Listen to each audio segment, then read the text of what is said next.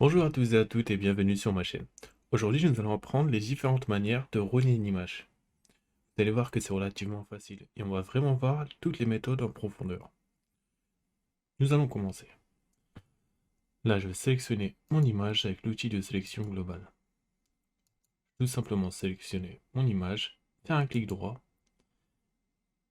et aller sur recadrer l'image. Je clique sur OK et ensuite, je redimensionne sur les parties qui m'intéressent. Admettons que je vais prendre la personne. Je vais redimensionner où est-ce qu'il y a la personne. Je clique tout simplement sur Entrée. Là, je vais faire un CTRL Z, je vais faire un petit retour.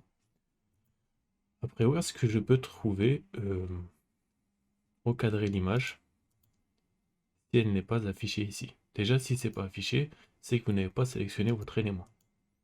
Ensuite, on ne sait jamais, si c'est pas affiché ici, vous pouvez aussi vous rendre dans les panneaux les indispensables classiques qui se trouvent en haut. D'accord? Donc, faites pas attention à tout ce qu'il y a sur le côté. C'est moi qui l'ai arrangé de cette manière. Mais vous, ça ne sera pas de cette façon. Mais de toute façon, la partie qui va nous intéresser, ce sera celle qui sera au-dessus. Donc là, je vais resélectionner mon image. Et pareil, je vais cliquer ici, recadrer l'image. Je clique sur OK. Et je la recadre de la manière dont je le souhaite. Et j'appuie sur Entrée. Voilà. Donc on a vu les deux façons. Je vais retourner sur les indispensables. Ensuite, l'autre manière, ça va être tout simplement d'utiliser un masque d'écrêtage. Pour ça, je vais d'abord créer un nouveau calque. Je vais le placer devant mon image. Il faut impérativement que votre calque soit placé devant votre image, sinon ça ne va pas fonctionner. Ensuite, il faut que j'ai un tracé. Donc je prends mon rectangle, enfin mon outil rectangle. Je vais sélectionner sur la partie que je veux rogner. Vous pouvez bien entendu supprimer le fond si vous voulez voir. Et ensuite, je prends mon outil de sélection, je vais tout sélectionner, clic droit, créer un masque d'écrêtage. Et là, ça a juste sélectionné la partie que je voulais. Ensuite, bien évidemment, vous pouvez le faire sous différentes formes, que ce soit un cercle, un rectangle, etc. Là, je vais supprimer celui-ci. Voilà, je vais tout supprimer.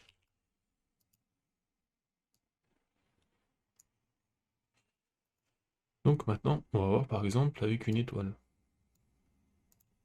Par exemple, je vais venir ici, je vais la redimensionner,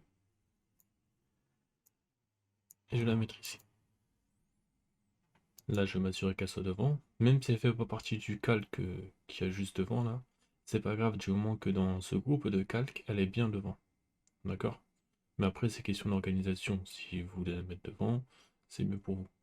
Donc là, je vais tout sélectionner, clic droit, créer un masque d'écrêtage.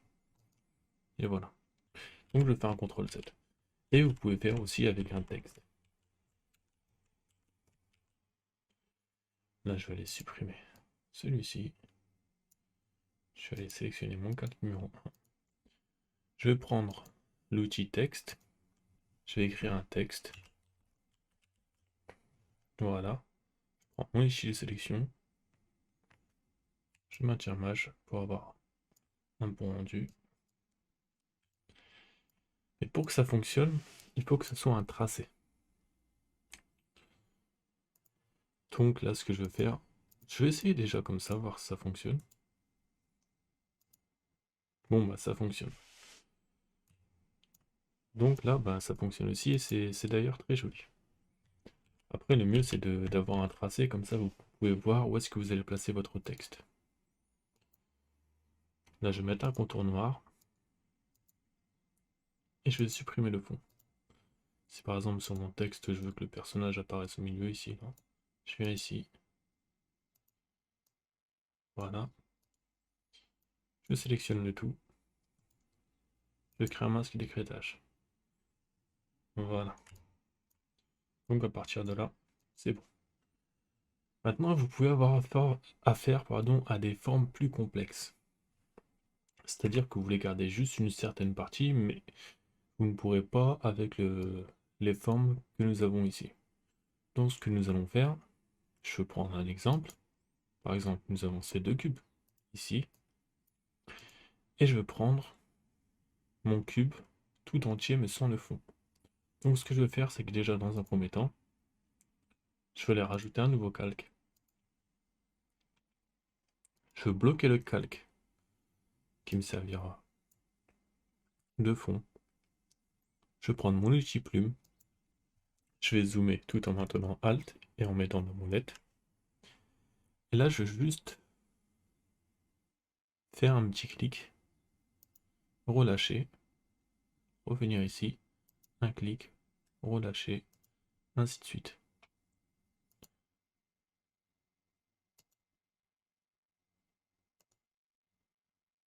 Voilà. Si vous ne voulez pas que, comment dire, qu'il y ait un fond blanc, lorsque vous sélectionnez votre outil plume, vous allez directement dans Propriétés et vous allez supprimer le fond blanc. Et si vous voulez avoir un contour, vous mettez bien évidemment un contour.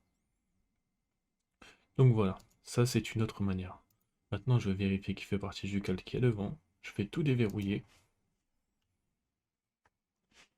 Ensuite je vais tout sélectionner. Je vais créer un masque d'écrêtage. Et voilà, j'ai juste la partie que je voulais. Maintenant, admettons que je fasse des erreurs tout simplement. Je veux simuler des erreurs.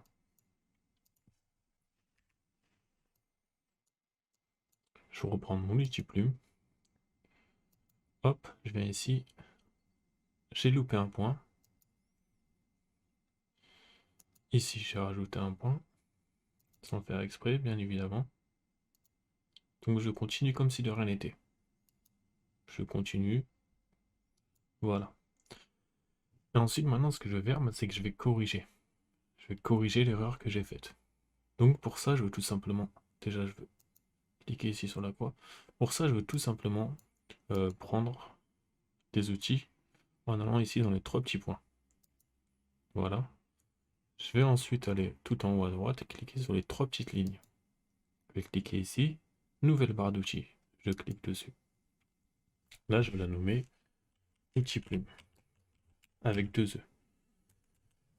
Parce qu'un seul E, elle est déjà prise. Donc voilà. Ensuite, je clique sur les trois petits points. Sur la fenêtre qui est apparue. Et je vais aller chercher les outils dont j'ai besoin. Outil ajout de point d'ancrage. Je vais prendre celui-ci, je vais le maintenir et le glisser ici. Et pareil pour outil de suppression de point d'ancrage. Voilà. Maintenant, voyons voir ce que j'ai à corriger. J'ai cette ligne droite là, j'ai loupé un point. Et ici, j'ai un point en trop. Ce que je peux faire avec le point que j'ai en trop, c'est prendre l'outil de sélection direct, qu'il y a juste ici. Je vais sélectionner ici le point d'ancrage. Je clique une seule fois dessus et je le glisse. Voilà. Si vous n'avez pas les repères commentés, comme ici, là c'est écrit tracé en rose, ou alors c'est écrit point d'ancrage, vous allez tout simplement dans Affichage et vous allez cocher repères commentés. Et pour avoir une meilleure facilité lors de vos conceptions, je vous conseille aussi de cocher magnétisme du pixel et tout ce qui est coché à l'écran. Ensuite ici, ce que je vais faire, c'est que je vais resélectionner mon tracé. Ici, on voit qu'il me manque un point. D'accord? Donc ce que je vais faire, c'est que je vais tout simplement en rajouter un, avec l'outil d'ajout de point d'ancrage. Je vais en ajouter un. Je vais ensuite reprendre mon outil de sélection direct. Je clique une fois sur le point d'ancrage. Et je vais le descendre jusqu'au coin que j'avais loupé. Voilà, nous avons vu les parties pour corriger les tracés que nous avons loupés. Donc je vérifie que mon tracé soit bien au devant, que tout soit déverrouillé. Je sélectionne le tout, clic droit, crée un masque d'écrêtage. Voilà. Donc nous avons vu les différentes manières de rogner. Maintenant, nous allons faire ça avec des formes. Admettons, par exemple, je vais supprimer ça ou tout simplement le verrouiller et le rendre invisible. Maintenant, admettons, par exemple, que je vais faire la même chose mais avec des formes.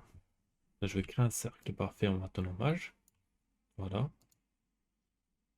Je vais dupliquer ce cercle, CTRL-C, CTRL-V. Par contre, il faut que je lui donne un contour.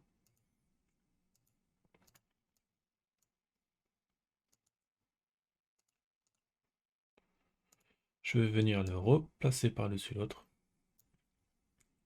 Je vais aller sur la pointe. Je vais maintenir Maj, Alt, et je vais glisser mon cercle pour que la redimension se fasse dans tous les sens. Ce que je vais faire, c'est que je vais dupliquer ce cercle-là encore une fois.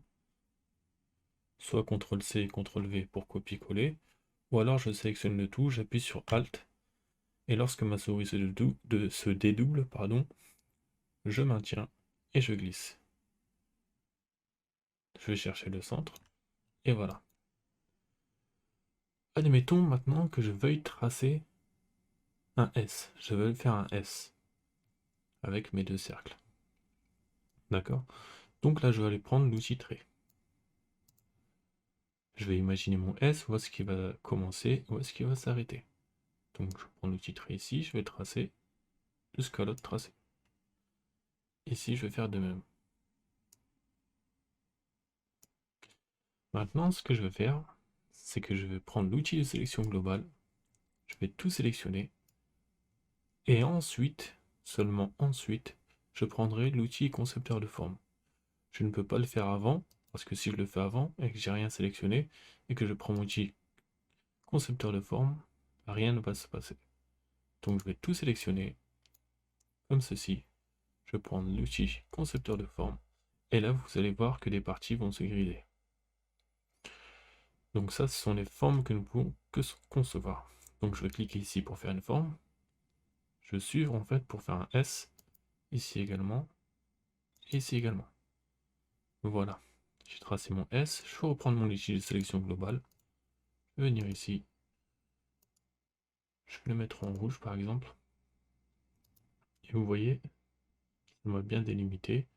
Ici pareil, je vais prendre directement mon outil pipette pour avoir la même couleur. J'appuie sur CTRL pour revenir sur l'outil sélection globale. Ensuite, je sélectionne celui-ci. Je reprends l'outil pipette. Non, je l'ai déjà. Voilà. Je reprends mon outil de sélection globale. Et là, je vais supprimer tout le reste. En sélectionnant. Je sélectionne tout ça. Je vais aller dans Propriétés. Et je vais supprimer le contour. Voilà.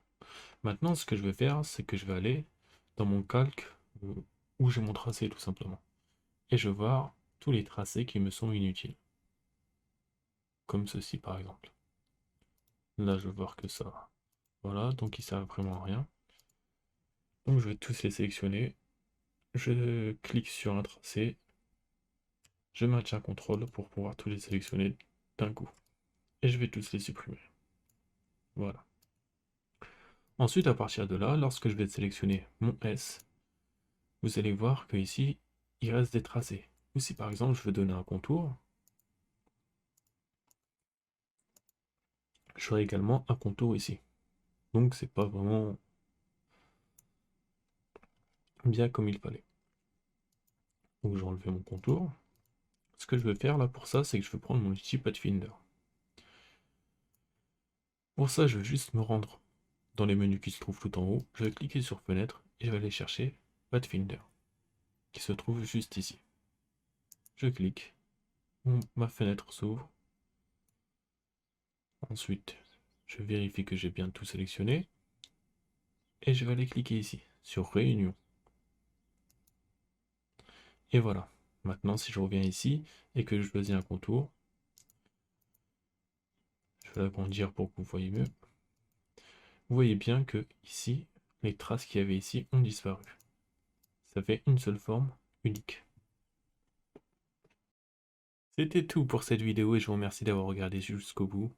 Vraiment ma première vidéo et je trouve que pour les personnes qui sont débutantes et qui ont affaire à justement des logiciels de débutants, le fait de recadrer une image ou de la redimensionner, etc., ça fait partie des choses basiques sur un logiciel. Mais vu qu'Illustrator, c'est vraiment un outil où on peut vraiment tout faire, et ben ça le rend encore d'autant plus complexe. Et c'est pour ça que le recadrage, le rognage, etc., ben, c'est encore moins accessible, on va dire, pour un débutant qui est perdu parmi tous les outils d'Illustrator. Et c'est pour ça que j'ai fait cette explication, euh, on va dire, de toutes les manières possibles. J'espère qu'en tout cas qu'elle vous aura plu et qu'elle vous aura grandement aidé.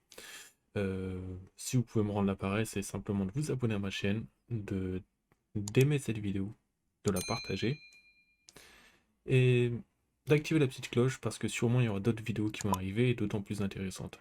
Et je vous remercie en tout cas d'avoir regardé et je vous dis à une prochaine pour une prochaine vidéo.